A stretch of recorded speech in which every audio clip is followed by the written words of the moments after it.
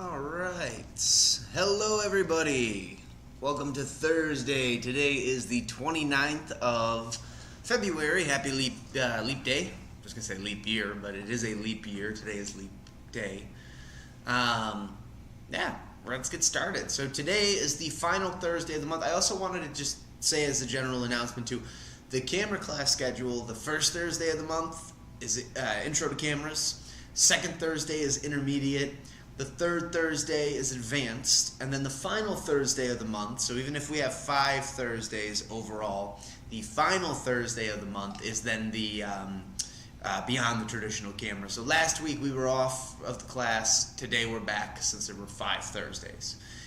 But without any further ado, let's get into beyond the traditional camera.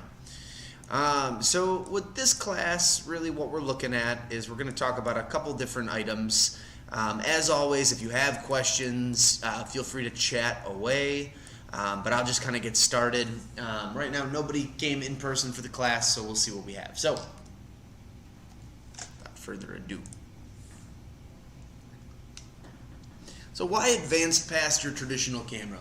If you are a DSLR or a mirrorless camera user, maybe you just have a point and shoot for your content or for your photos, what's the point in then getting something more? First thing I always like to talk about is portability and travel.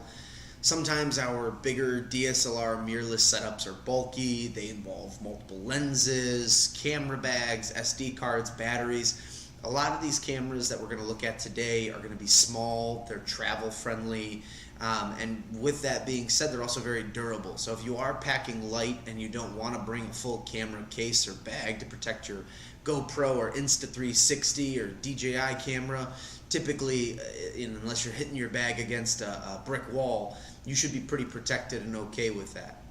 The other nice part too is that they're waterproof. A lot of these cameras that we're going to look at, maybe besides something like the drone or the camcorder, do offer a good level of water resistance, whether that be a rain or whether that be fully submerging them underwater, or whether that be some sort of snow or slush or any of the other kinds. Recording time is going to be great on here. Some mirrorless and even DSLR cameras have timers on their recording. You can only record for 30 minutes before it times out, and then you need to restart the video. A lot of these cameras have unlimited recording time as long as you have an SD card in there. And then my personal favorite, which really only applies to the drones, but they can ability to fly or record over great distances. Drones have come a long way since they were really introduced into the camera arsenal, maybe I would say on a consumer level 10 years ago, 11 or 12 years ago. They're very powerful, the batteries are fantastic, they're durable, as long as you're not crashing them into a brick wall. But the really cool part is that you can go about 500, 400 meters above you and usually a few miles away from your person, depending on the model that you have, and still retain connection between you and then the controller or you and your phone. So drones are also really unique in that aspect. But what we're really getting at here is that adding any of these cameras can really add something amazing to your arsenal. It can give you a really new perspective on how you take photos or videos, and it might just push your content creation to the next level because now you can get shots that you weren't able to get before without having to invest in maybe special casings or different materials and such to get you the results that these are going to do. So, like our intro class, the first thing we're going to talk about is where do your pictures go? And we want to make sure you have 2 of those. Now, when I talk about this, what we're really talking about here are SD cards. I'm going to stand up and get a little sleepy where I'm sitting. SD cards are going to be the main bread and butter of which you're using to save your images. It's important to remember a couple different things about SD cards. Most cameras that you buy out there are going to require a micro SD card. If we're looking at GoPros, if we're looking at the DJI products, if we're looking at even some camcorder models, and Insta360 as well too, all of those cameras are going to use a micro SD card. Because of the size of the unit, they're smaller. There's other components that need to go into the camera, into the units. So with that being said, a smaller SD card doesn't necessarily sacrifice power, nor does it sacrifice saving. It really just comes down to the fact that it's much smaller. Now, all of the cameras, to most of the cameras, are going to have some to no internal storage. Some can be anywhere between about 8 gigabytes, maybe a little less than that. Some can be as high as 128. It really is dependent on kind of what we're looking at here and what units that we're, or I apologize, no, some to no internal storage. Some of them are going to have 8 gigabytes. I think maybe I said 128. Sorry, I got a little tripped up. I was looking to see if someone had messaged. 8 gigabytes, some have 0. So it's important when you first get your unit, triple check exactly what is in there and how much storage space it does have. Make sure that it fits the needs of what you're trying to do. Just keep that in mind. And then if you're going to get something for your unit, make sure you get something with a good read and write speed. Again, it's very easy to overlook that fact and look at a cheaper SD card. But typically you want to be somewhere where it's writing and reading about 200 megabytes a second. That would be a good speed for higher quality videos. Think about it this way: if you've got a 4K video that you're shooting, or you're taking, 72 megapixel photos or 20 something megapixel photos, if you're taking a lot of those all at once, it's going to take a while for your camera to respond and update, and you don't want to sacrifice quality or issue your camera overheating or going through a malfunction. So it's really important that when we do buy an SD card for the camera, we make sure that we get something with a faster read and write speed to ensure that the information we're getting is saved properly. And then last but not least, 64 gigabytes minimum, or anything higher is better. The way I think about this is that when you're storing and doing video, it's very easy for video to get caught up and let's say it doesn't save as small as we'd like it, if you will. A lot of the times what I've learned with video is that it requires a lot of storage space, especially if we choose to do a higher quality video. So in that case, we want to make sure that we're using at least 64 gigabytes. 64 gigabytes on a, let's say 4K camera will probably render us about 45 minutes to maybe an hour worth of footage. So if you plan on recording any longer than that, and you are looking to even do the higher quality, I mean, some of these cameras have a 5.7 or 6K video. If you're looking to do something like that, you want to definitely make sure that you have something higher than 64, or if that's something that you don't want to do, then make sure you have other SD cards. That's why I mentioned in the first slide there to always have 2. Part of the reason can be in case you run out of storage space, but the other reason can be if they malfunction. If you are a camera user and you've experienced a malfunctioning card, nothing is more embarrassing than going to shoot or going to an event. You bring your camera with you, you're all excited, and then all of a sudden the card isn't saving any information, so now it's just a paperweight while you're where you're at. So keep that in mind. If you can have 2 SD cards, it really does help. Now, the pictures should never live on your memory card. The idea of a memory card overall is to take photos from one device and move them to another. So for example, if I'm shooting on my camera, my photos are going onto the SD card because I'm using the camera to take those photos, but then I'm going to use that SD card to transfer them to a computer. The reason I'm transferring them to a computer and not something like my phone is because I want a large display so I can see my images and videos properly, to make sure that I like the quality or that it looks right. It's the little things that if you're staring at your phone you can't see.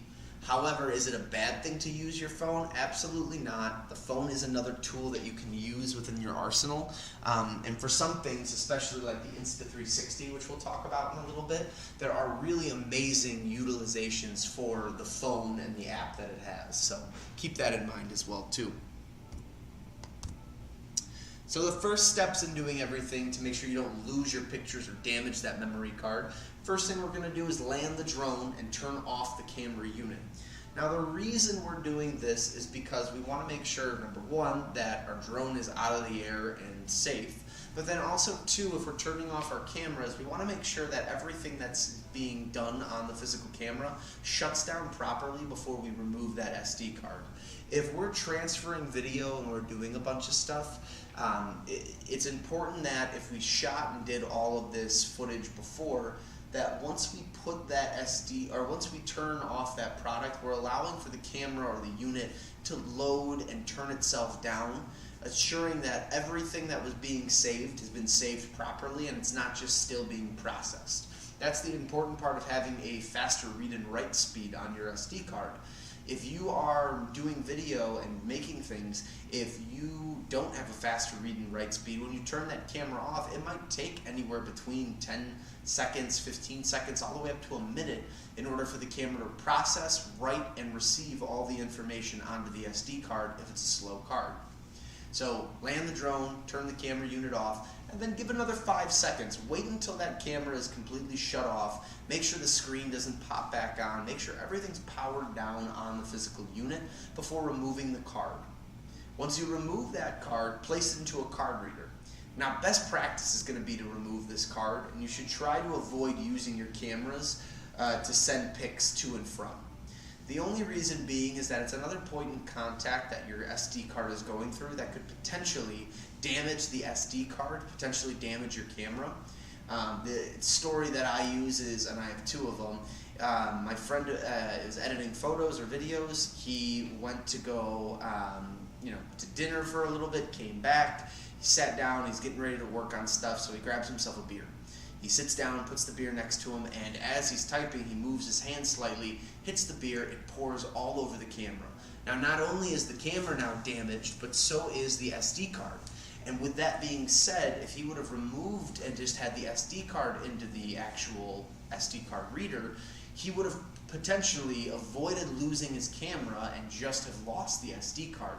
Possibly would have lost nothing, but it's one of those small little things that can happen. And in that same type of vein, my friend, or myself even too, I have a dog, and I think about this all the time with his tail that wags around. All it will take is for his tail to get caught up in the cable that I have plugged in from camera to computer, and then everything's coming with him as he goes. So my recommendation for best practice, remove that physical card, insert it into the computer to begin downloading your images from one to the other.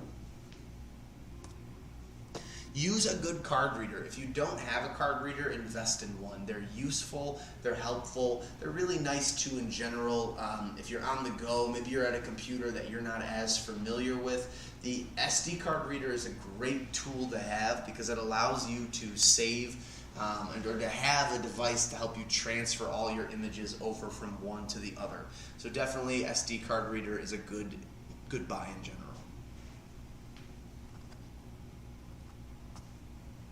Now, the first thing we're going to do is copy the photos to a destination folder. On your computer, make a new folder. I usually like to label it whatever the event I was taking photos in. So if I was out and about, at my kid's baseball game, maybe I would label it the team he was playing or she was playing, and I would label it then also what date it is, and then, maybe another little tidbit on there so I know what event I was at. The next thing I'm going to do is copy my images from one device to the other. So rather than move the items, I'm going to make a duplicate copy of them from the SD card onto the computer. Now you might be asking, why would you do something like that? Why not just move it over, especially if you're going to erase everything on the SD card as it is?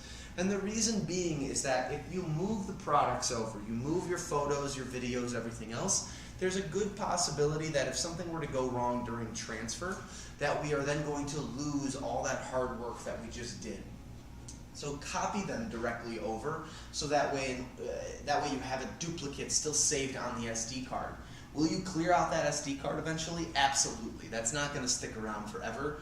However, though, in that case that it doesn't transfer properly, at least you have a backup to the backup at the moment.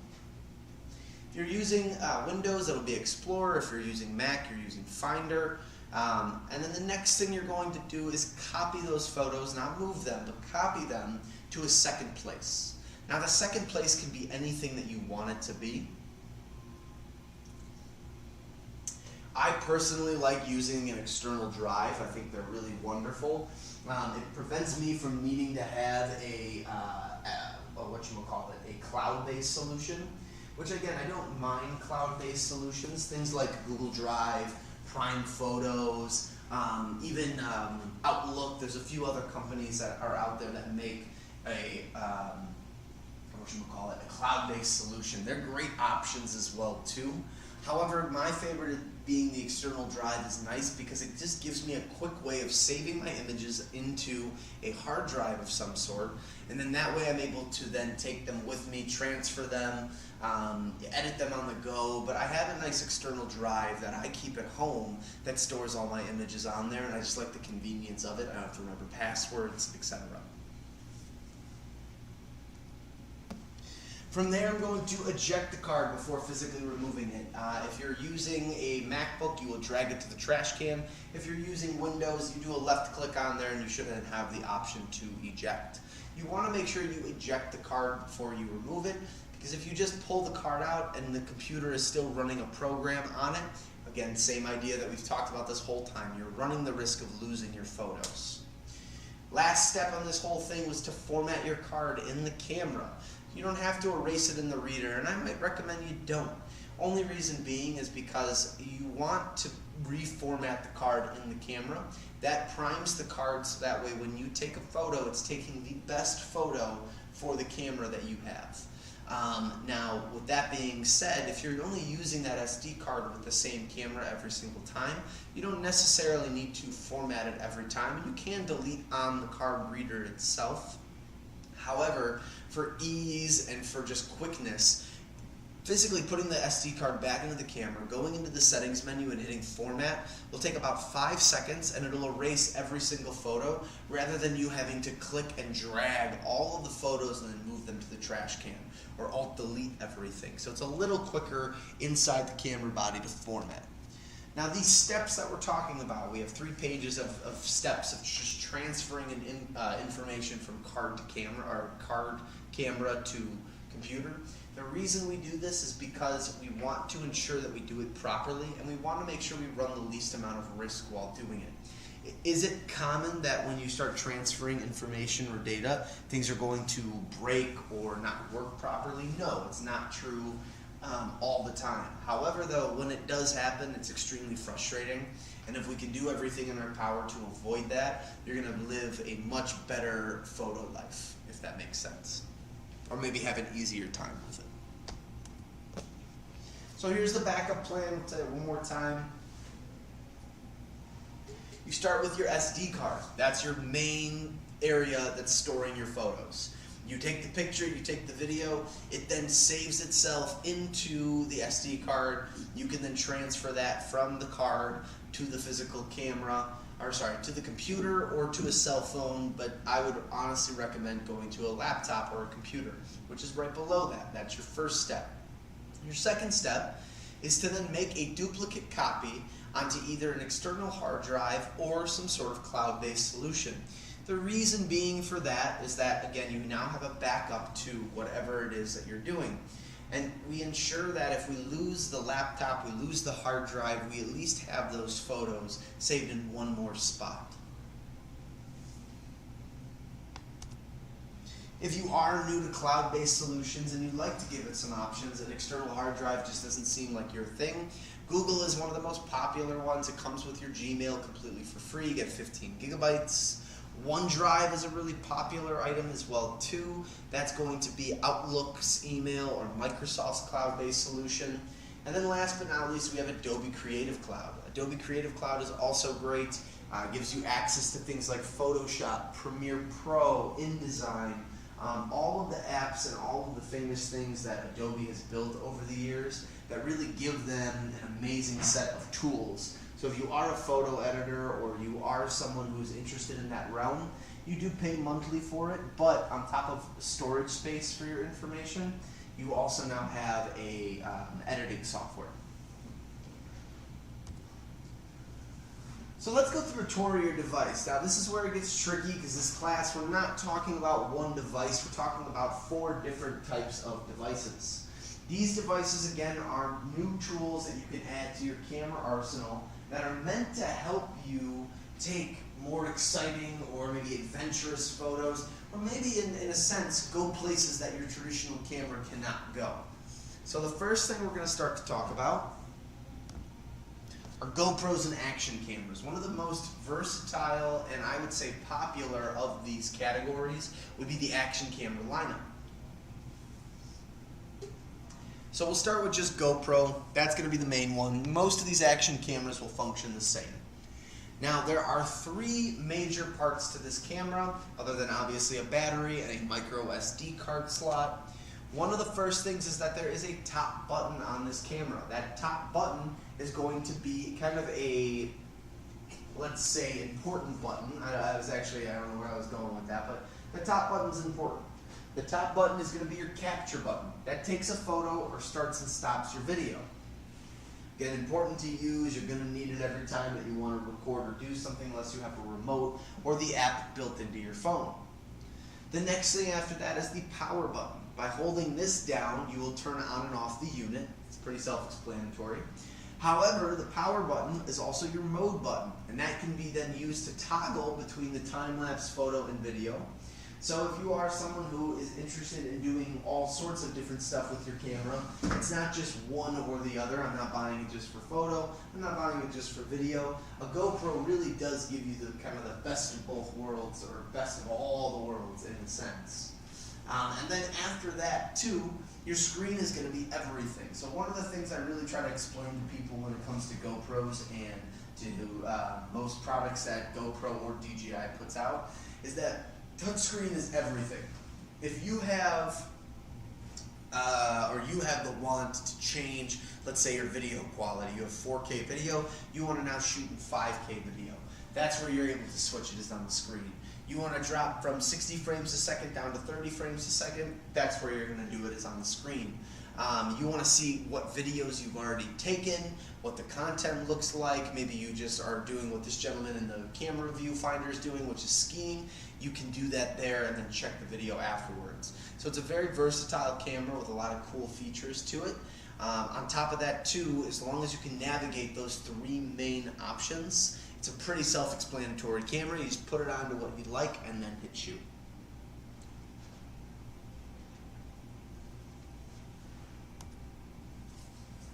So things the screen will let you look and control. FPS, frames per second. Angle and lens millimeter side. So for example, wide or 16 to 34. Video quality, are you shooting 1080, 2.7K, or 4K? Hindsight is going to be GoPro's way of doing autofocus and focusing in on people, humans, animals, that sort of thing. Hypersmooth is going to be their ability to, stabilize your shot. So if you're doing mountain biking and it's very, very rocky, Hypersmooth is going to help stabilize that shot, so you don't have to necessarily worry about seeing all that later on in the content that you're making. And then front screen. Like I said earlier, your front screen will show you your video duration during a selfie, so you can then see what you're recording. If you flip over, and sorry, I was thinking of the back screen, but with the front screen, if you flip that over, you're able to actually see what's recording on there, and it almost becomes a mirrored selfie look. Great idea depending on what you're trying to do. If you're not, you can obviously go with something like the Hero 11 or the Hero 10, which does have a screen, but it's not necessarily as advanced as the newest one, the 12.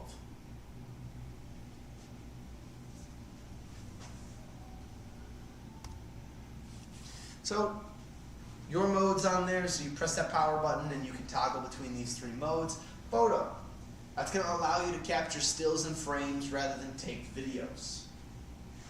Time lapse. Turn that video on and it will capture a video over a duration of time. Then it will compress the video and then play that captured video over a period of time within seconds or minutes. So, if you're recording a sunrise and it takes 9 hours for the sun to rise, I know that sounds far-fetched, but bear with me on this. It's going to take that 9 hours and condense it so that way that 9 hours plays in about a minute and a half. That's a really nice feature. It really gives you, the person, of time to not sit there and scrub everything together and edit kind of ridiculously and do other things. You can just get a quick time-lapse video of something and not have to worry. Then standard video, you can record video for whatever duration you want, with whatever quality you want, and with features like Hypersmooth on, which is great. So here are the ideas of GoPro, and I like this image, I like these set of images because I think they really do show off what we're looking at here. So GoPro, again, is going to be a brand that is notorious for action. It's meant to take a beating. It's meant to go underwater. It's meant to get scratched up. It is a beast of a camera. The reason they made it that way is so that way people who do sports like this can actually go and enjoy and have a little bit of fun while also recording and getting some cool content or videos for whatever it is that they're doing. So you have the surfer on the left-hand side there, you've got the motocross guy, and then you have the lacrosse boys on the bottom. You can see how aggressive the nature is for each three of them, from the dirt bikes being on a sloped road, to then him crashing, to then the lacrosse player hitting the floor and running the other direction, and then to the surfer who looks like he's about to get stuck into a big wave or make it just out in time. So again, why use a GoPro? It's to get shots like this. It's to get action-based photography or video. It's important that we do that, especially if it's something that you're looking to add to your arsenal, to your tools of tricks. Why use an action camera? For all the things I just said before, I think they're very useful. I think they have a lot of applications, and I think we're still only scratching the surface on what they can and can't be. Doesn't necessarily mean that it will change overnight, but I would say within the next 5-10 years of digital cameras, we're going to see some really amazing technology that we haven't seen before in the action camera world. Drones. This is my personal favorite. So there are many different types of drones out there. It's important to remember that. Drones are not necessarily one shape or size. They're multi-shapes and sizes, and we're going to go through a little bit of that. Before I do, let's make sure we understand our terms properly when we're talking about drones. A single rotor is going to look just like a helicopter. You're going to find those at hobby shops all across the country. Next is the quadcopter. That's the most popular style of drone sold on a consumer level. If we go back one slide, where the quadcopter gets its name is the fact that there are 4 blades on all of these drones. Within that category, though, you have FPV drones, which require goggles to fly, but typically only come as a quadcopter, and then a cinecopter. So again, when we talk about video, which we did last week for a pretty good amount of time there, a cine camera is going to be the best camera that you can probably invest into to get yourself the video that you're looking for. You can go out and buy a standard drone from DJI that has a good camera on there, but necessarily doesn't have the cine qualities to it. You pay more for a premium for it, but if you are someone who enjoys making videos, shooting content, you probably will get a kick out of having a cine drone and what it can and can't do. Hexacopters are very popular, 6-bladed copters with great for filming and stability in the air. If you are someone who struggles as far as stability goes, and you are in shaky environments, and maybe you also have your Part 107 and some other big licensing, you can apply for one of these hexacopters. They're fantastic products. However, I will say they are a lot to handle, and on top of that, you need heavy permits for it. So hexacopters, not so much. And then last but not least, fixed wing rotors. Those are going to be like your airplanes. Again, same idea like air hogs, toys, things to start people off with. They have very fancy ones, but then other times they don't. The thing with the fixed rotor planes, we don't sell them here. There just isn't necessarily a market for those types of products, and most people, I would say, that buy those are going to a hobby shop or a Hobby Lobby, and they are picking up the supplies that they need to build what they're trying to build. So your controller, there's going to be 2 different styles of controllers. One is going to be a Pro controller, and that's on the right-hand side. There you have a screen built into the physical remote, and you're able to then go through and see everything you're doing on the screen, control it all from the screen, and not really have to use your phone or your phone battery. Whereas the one on the left will require your phone to not only be connected but plugged in. This is to, number one, ensure that your phone is getting proper charge, which is great, but then it also is communicating with the controller, especially as you're telling it to do things and see things. It pushes that signal back into the physical remote, or into the camera.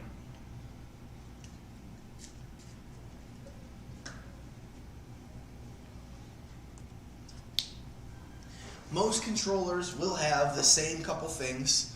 However, though, they're going to all be slightly different between them all. So most controllers are going to have, obviously, control sticks. One joystick will control your up and down movement as well as the rotation. The other one will control front and backwards and side to side movement. Again, they're all going to control their own thing, and the reason they're controlling their own thing is so that way you have the best flying experience for yourself. The idea that we're here right now is that we want to make sure that we fly properly with our drone. When it comes to the physical controller, that's what's giving us the ability to control movement and awareness with it. It's not just the fact that the drone has sensors and has other built-in safety mechanisms. We ourselves are flying those. So the control sticks are really important that you understand them fully, so that way when you are flying, if you decide to make a quick move or you go one direction versus the other, you don't necessarily put yourself in a situation where you could crash. So very important that you understand the control sticks really well before you really get into flying more often. Antennas. If you have antennas, point them outwards. These are the connection point between you and the drone. Or I should say the controller and the drone, excuse me. Gimbal dial. Rotational control over drone's camera. On the gimbal, or on the back of the camera itself, there are two dials, usually on the trigger area. The first dial, usually on the right, will control the camera's ability to go down and up and down and up. So depending on where you're at height-wise, you can get an angled video or a straight down shot, that sort of thing. When it comes to the other dial on there, that is the gimbal one. That is the zoom, and that'll have the ability to zoom in and out for you, just to get you a better picture or video. Focus and shutter speed, this will give you a refocus on what you're filming or shooting, or it will give you control over the shutter.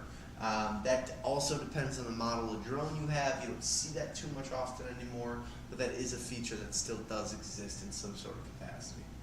Last but not least is our RTH button. It's the ability to go home with the drone. If you are flying and you get lost a little bit, you can't navigate with where you're at, you're struggling to get it back to where you're at, you can use the RTH button, and that will send it straight up in the air past all debris and everything else and send it right back to you. It's a really cool feature. I've used it a few times. I really love it. So big things you should know about drones. Geofencing is huge. So geofencing is one of the things you'll run into the most when it comes to drones. That is going to be the drone's virtual wall. The drone will not allow you to push forward or fly in the area that you're in.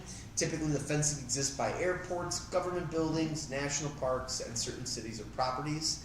This is really made to protect you, the person flying, as much as it is to protect the government building, the airplanes, the air traffic control, birds and other nature as well too, especially with the national parks. So it's important that when it comes to geofencing, that you understand exactly where you're going to be.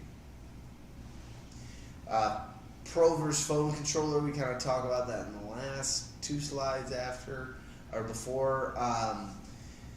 Basically, one is going to use a screen that's built into the phone.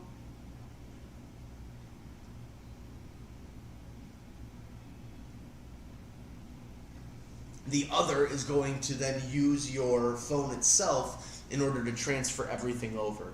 They're really nice either way that you look at them. They both have their perks. I personally like the Pro controller just so that way I don't have to bring my phone with me or risk using it and then the battery dying too. So I personally use the Pro controller. Things you can see on that screen, whether this is your phone or it is the physical remote itself. You can see the distance from you and the drone. It's a really nice and neat feature. If you're someone who wants to make sure you're within the right altitude or distance, you can see that. Same thing with the altitude of the drone. You want to check that. It'll tell you exactly how high up your drone currently is. The ability to switch between photo and video, that's all done on the screen with the click of a button. You decide whether or not you're shooting a video, you're taking a photo, and from there the camera will respond properly and make sure that it puts itself on that proper setting for you. Map with geofencing and surrounding area. If you've ever played a video game before, a HUD map in the bottom of your screen will probably sound familiar. They're extremely popular when it comes to the drones. They give the flyer the ability to really see where they're at, but then also to check out geofencing, make sure they're not flying into areas they shouldn't be. Active track is really nice. Depending on the model of drone you have, you can turn this on or off. This is your way of making sure that you are tracking a subject.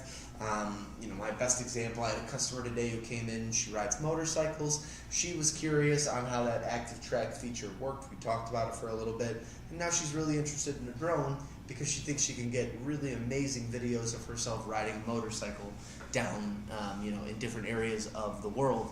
And I think it's really cool that people are utilizing it for that reason, because that is one of the functionalities that it does have. RTH, return to home. Pretty self-explanatory. Wherever you took off from, that's where it's going to go to. And then immediate land, that's just where it's going to immediately land it wherever it is that you are, and then you're done from there.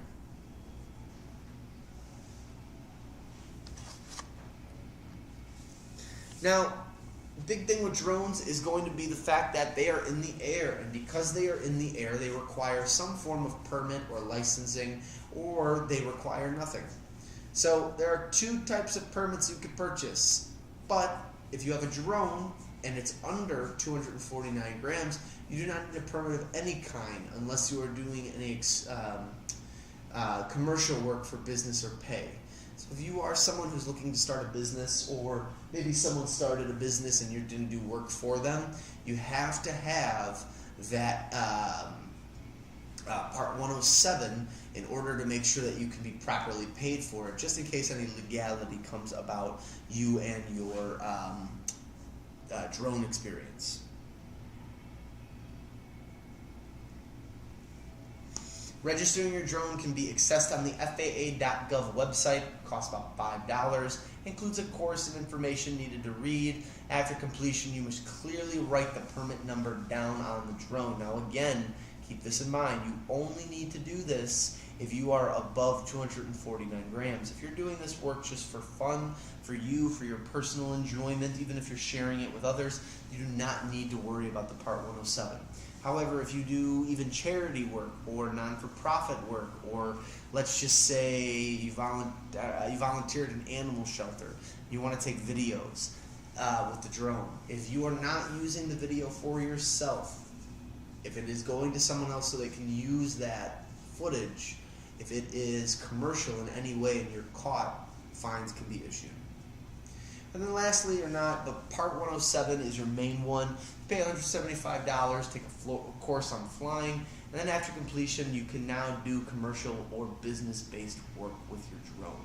So that's a really nice thing that you can get. To me, it reminds me of the process in which someone would maybe go about doing concealed carry, where you take a class based on a product that you've purchased legally and everything else. From there, then they make sure that you really understand the safety precaution of using said drone in certain populaces or areas.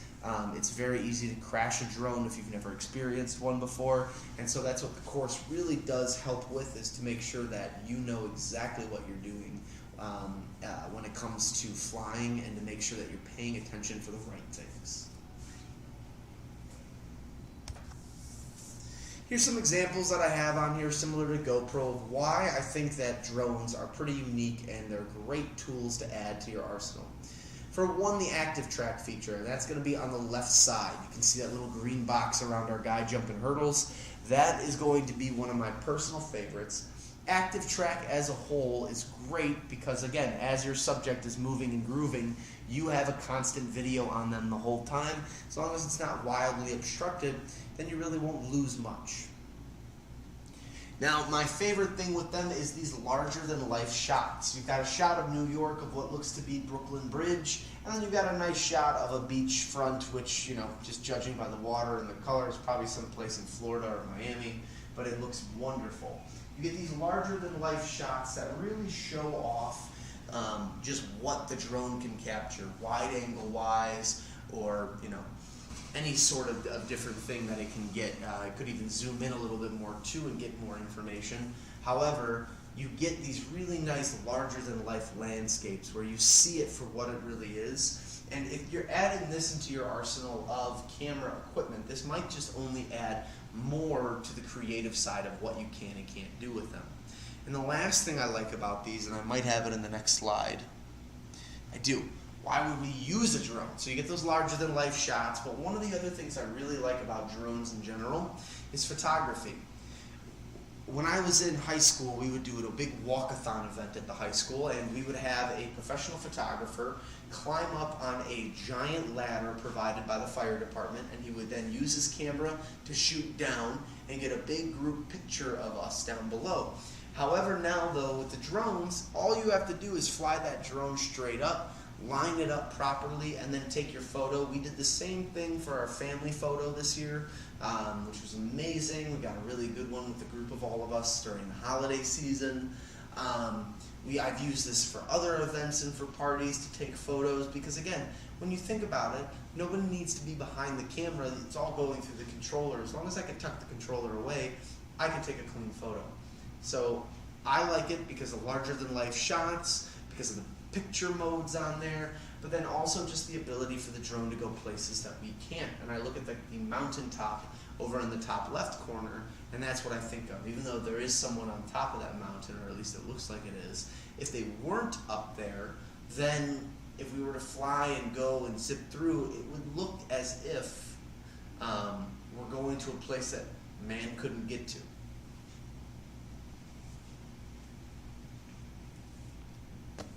Next thing we're going to talk about is camcorders. Now these are not as involved, but they are still alive and doing well.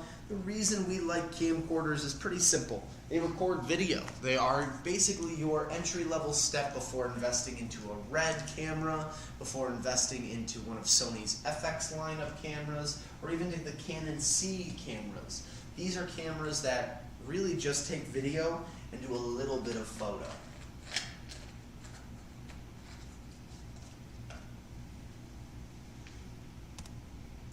So on camcorder controls, they're very basic. You have your power button that you're on and off, your record button, your ability to record or not record, or just start and stop. Zoom toggle. So again, this is something that is different on every single camcorder, but as you're using a camcorder, if you notice that zooming is something that it offers, most of the time it's going to be a digital zoom, which will give a really nice, zoom in without ruining quality or distorting anything, and it usually looks clean. The one thing I will say with the zoom toggle though is that some people will overdo it and they'll zoom too much, and I think that's the main thing that I have with it, is that it's a really touch and feel type of product when it comes to zoom, the zoom toggle. You do get a photo button on there, so if you are someone who wants to take photos with your camcorder, you can do that. Focus knob or dial, you can use autofocus, but then it also has a dial for your manual focus.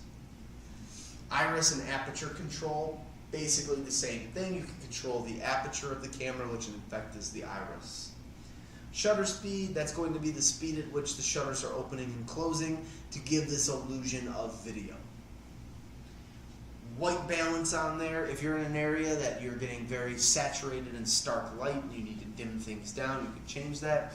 If you're getting sunlight and it's very orange or bright or isn't helping properly, rather than cover it up, we can usually put another light somewhere and just add to the source. And then playback controls. On the physical camcorder itself, you can select, playback options so that way you can see everything that you just worked on. Now, it's hard because when it comes to camcorders, they're all so similar, but they're all so different in their own way. When I look at camcorders, there's a lot of different models out there, but things that you're seeing when it comes to the camcorders is going to be the first video quality. Setting your camera to the appropriate quality that you need. There's usually HD or 4K for most models. I've even seen a 5K model for the camcorders. But make sure you set it so that way you're getting the best video based on whatever it is that you're trying to do. Image stabilization. Setting your camera to have image stabilization on will ensure you have a non-shaky video. Again, nobody likes shake in their video. Nobody likes when there's too much movement. They get motion sickness. Or they just don't think it's a good quality video. So try to keep that shaky hand to as little as possible. Face detection is really nice. Most camcorders will have an auto face detection, which depending on what you're filming can keep humans in focus. Animals not so much. They've really moved that technology into their mirrorless cameras. So if you are someone who is buying mirrorless cameras soon, a lot of the stuff that we're talking about here won't matter too much, because at that point you'll probably use the mirrorless to take the videos. Frame rate, at the rate at which you're capturing frames on your video. Lesser rate, better for simple or standard videos. Faster rate for sports, action, or slow-mo. Bit rate is another important factor. Bit rate is going to be in your settings, and this helps your camera take in information. The higher the bit rate, the more info your camera is taking in. Exposure control controls the darkness or lightness of your video.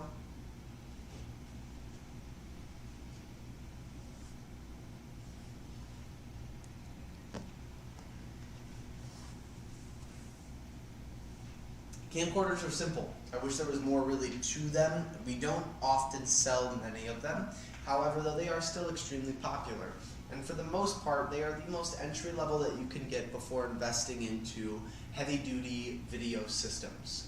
So again, what's so great about camcorders? They're portable. If you look in the top left corner, she has her hand wrapped around the camera in a pouch of some sort, and it's able to just sit there. She probably could do that all day if she really wanted to, because you don't have to really worry too much about the lens or anything else, because it's all built into the camera. Something moody or dramatic, like on the bottom left, you can really do some cinematic things with it and really pull the best qualities out for it. But also, like in the top right corner with camcorders, you can find the shot a little easier. And then last but not least, in the bottom right corner, we have all the accessories built on. That's one of the best parts about camcorders, in my opinion, is the amount of accessories that are built for it. You get these awesome rig setups where you've got handles and microphones and adjustments and filters, and it really shows the effort that goes into preparing a video of some sort.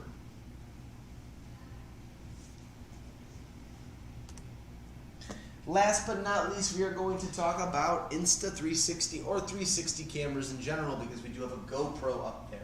Now, why do 360 cameras matter? They're extremely cool. They give you this really amazing perspective on when you're shooting.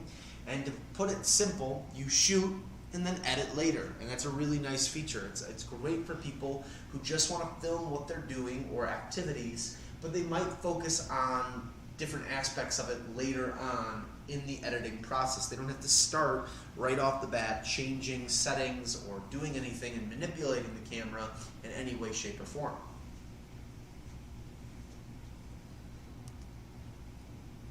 So, features on the 360 camera. It works and functions like all action cameras. For the most part, they're all waterproof, they're dustproof.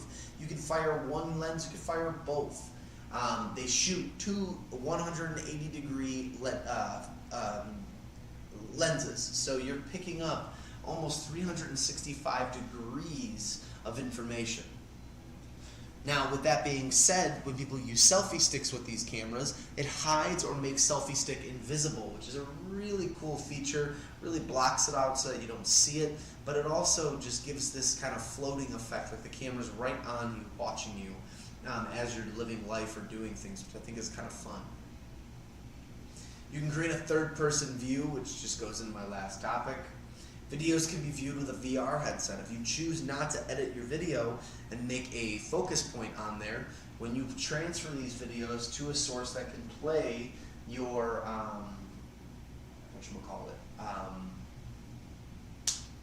I forgot the term.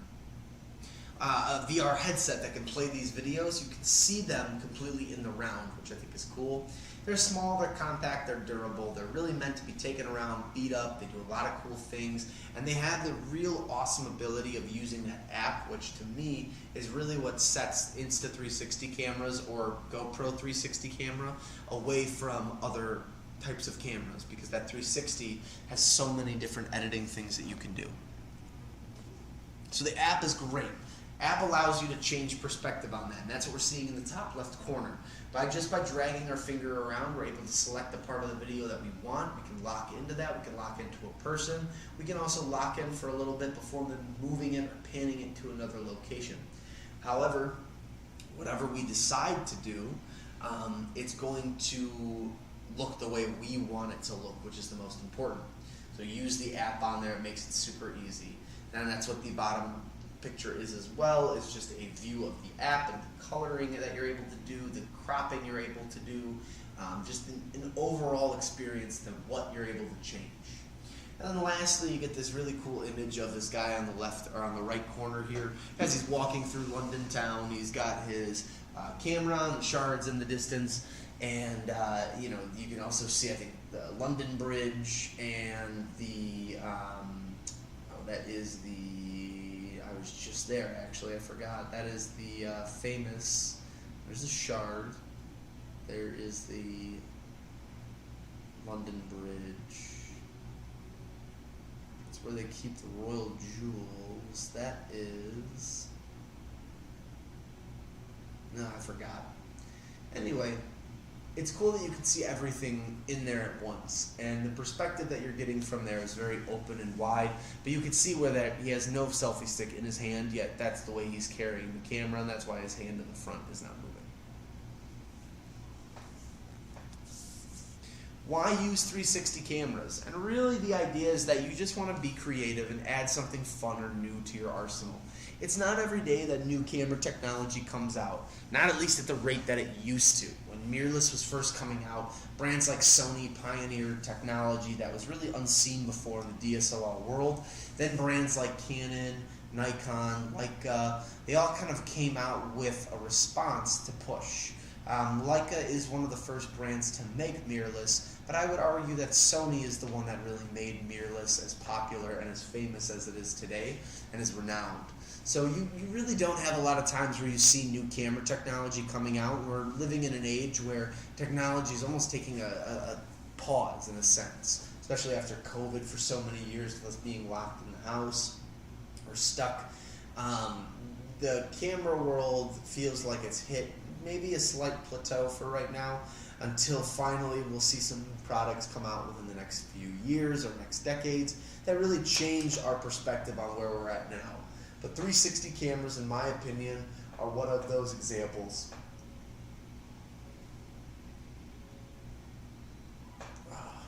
I also think using 360 cameras are great because of the ability to shoot first and then think later on what you want to exactly accomplish with the video. Being able to change perspective and move yourself around into different areas to ensure that you get the best viewing angle that you want, I think is a killer move.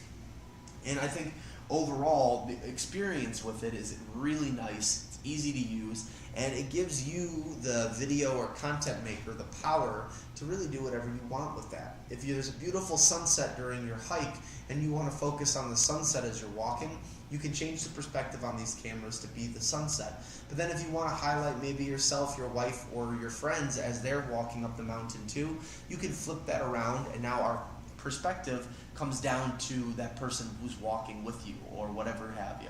So it's really unique and different, and it for sure has changed the way that we perceive cameras and the viewing angle. And then on top of that too, the perspective just feels so forced sometimes that you get these really kind of unique perspectives, and that's what you can see in the photos there. Just something that's fun, could be silly, could be even more exciting than what you're used to, but it gives you the ability to play and do whatever you want. And that's all I have for you guys. So this class is always one of the shorter ones, not as short probably as the advanced camera class. However, this is the last Thursday of the month. So we will begin next Thursday as the March 7th, and that'll be the first Thursday of the month. We are going to start with the beginner camera class. Again, we're going to go through things like automatic settings, where buttons are laid out, what they do exactly, talk about some features on there. But it's a great class if you haven't been to any before and you really want to get started in your mirrorless or DSLR journey. That's a great way to getting into it. So my phone number and email are posted on the slide. If you have any questions, feel free to reach out and contact me. For now, though, I will open the floor to questions. If anybody has any questions that they'd like me to answer or they'd like to ask, now is the time to do so. I'll wait a few more minutes, probably about 6 minutes. We'll get to 6:30 here, and then if nobody answers or nobody has any questions, I'll then close out.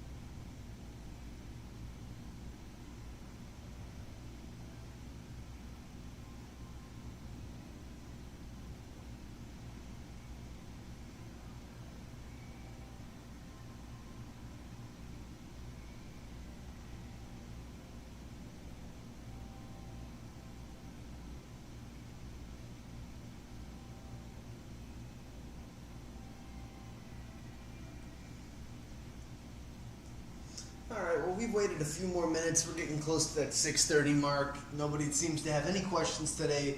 So next week we will meet again for our intro to camera class, our most popular class by the, other than the intermediate cameras. If you guys have any questions in the meantime till that day, you can always reach me at the email and the phone number below.